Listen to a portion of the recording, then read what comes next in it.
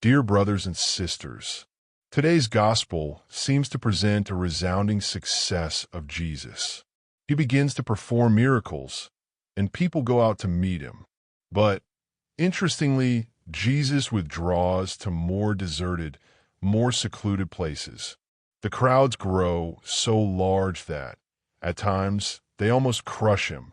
In the midst of these preachings, when Jesus enters a boat to speak to the people, the demons are also present.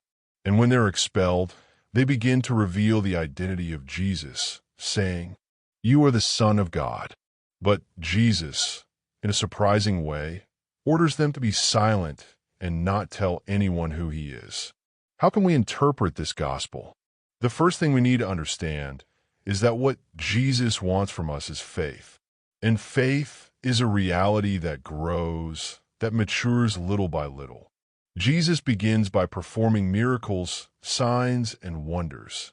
These signs have a very clear purpose: to make faith spring forth in people's hearts. However, in the midst of the crowd, there are not only those who believe. There are also opportunists, people who do not yet have faith and who seek only the miracle worker. We need only remember the attitude of Herod. When he heard about Jesus, he wanted to see him, but not out of faith. He wanted to see him as one watches a spectacle, like a circus attraction. In response, Jesus withdraws. He distances himself from this kind of superficial interest. It is true that all the people of Israel were awaiting the Messiah. They expected one who could be called the Son of God, just as David was called. But Jesus was far more than David. He did not correspond to human expectations. Jesus was the surprising Messiah, the one who comes in a completely different way than imagined. That is why what Jesus says and teaches is more important than the signs he performs.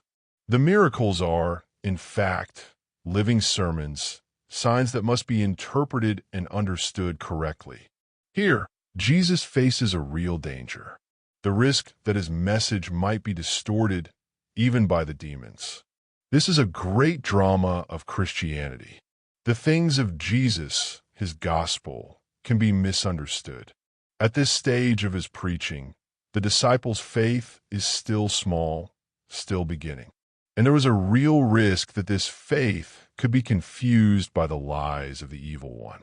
That is why Jesus commands the demons to be silent. He does not need demons to interpret who he is. It will be Jesus himself who, in the proper time, will reveal who he truly is.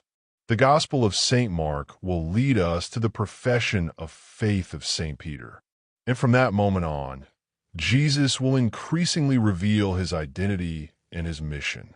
For now, let's ask God for what is most necessary for us, that he may increase our faith. God bless you.